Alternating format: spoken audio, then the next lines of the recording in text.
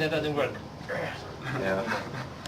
So our project, what we were trying to accomplish was to detect the position of the magnet in space using just detection of the magnetic field generated by the magnet.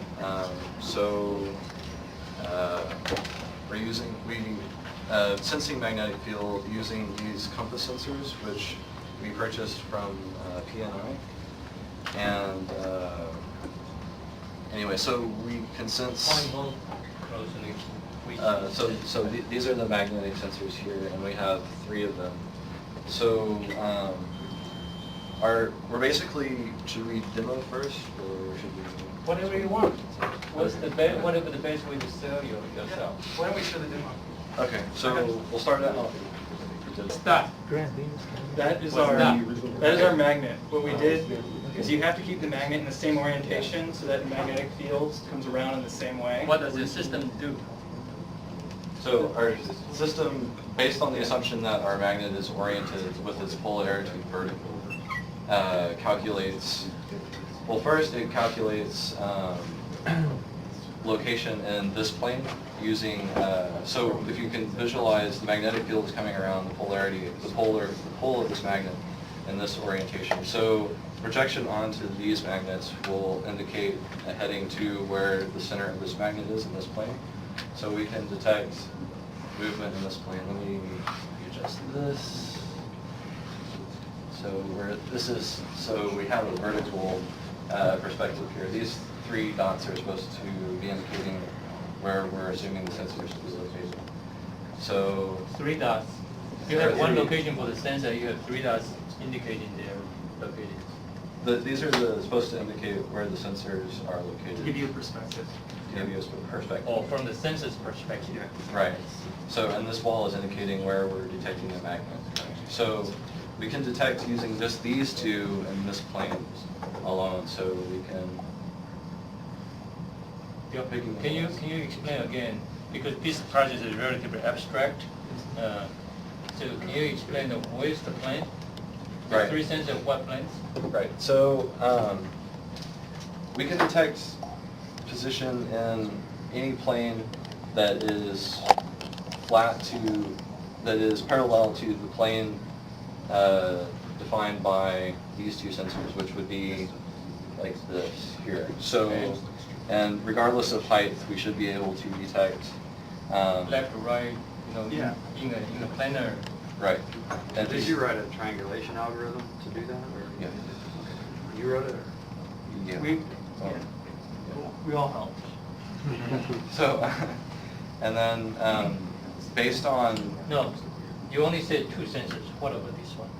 So this one, so if you visualize the magnetic field coming out of the magnet, we have basically a loop coming out of this. Because you assume that's, vertical. Right, we assume it's vertical, which was why we created the ball over there, so we can pretty much guarantee our assumption.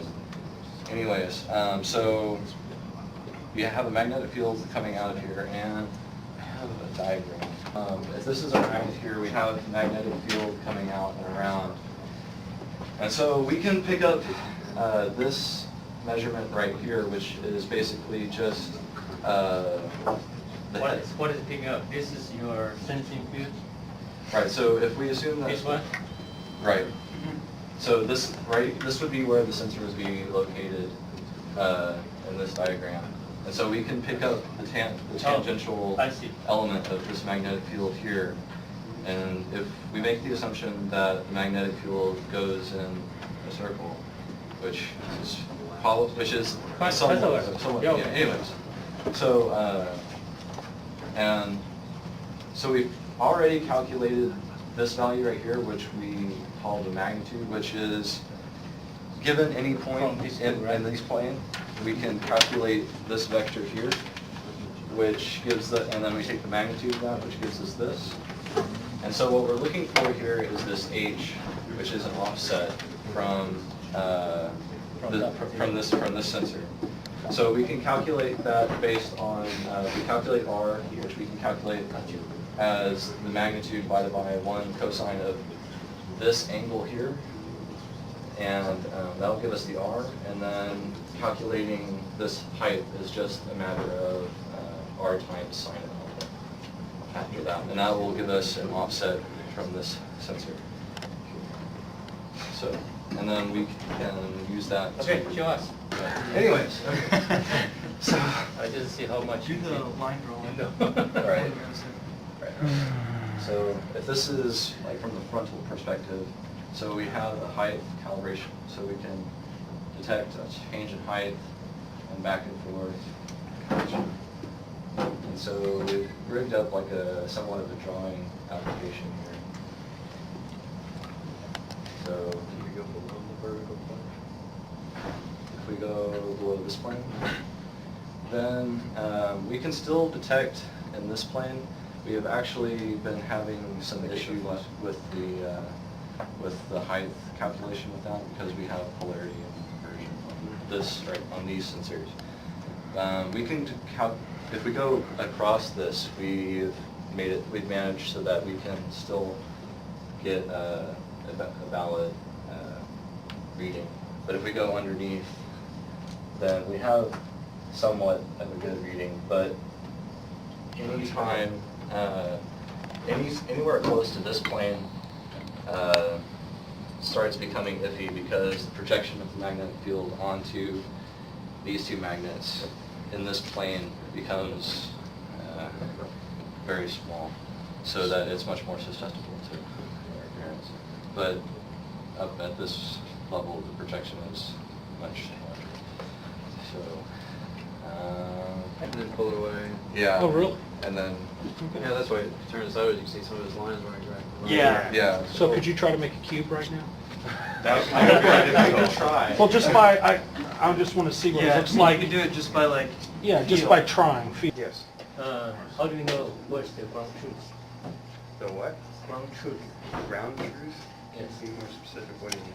Well, you are, in the beginning, you do some calibration, right? That means you know the environment, and you know that your measurement is in proportion to what is physically present, right? So how do you define that? How do you figure it out? Okay, well, I mean, during calibration, all that really does is detects, it constantly reads and it finds out where the constant sources of magnetic interference occur. It takes those components and we save them, we average them, and then you take that average and you subtract it from the headings that we read in, like whenever we're actually doing the readings. So it's just an offset. All right. Okay, tell us your development process. In the sense that at the beginning you have some vision, and then how do you come to this point? But first we started with just basic communication. And like you said, we had to decipher what the data was. And then once we got that, we ordered another sensor. And then we tried to get 2 dimensions to work.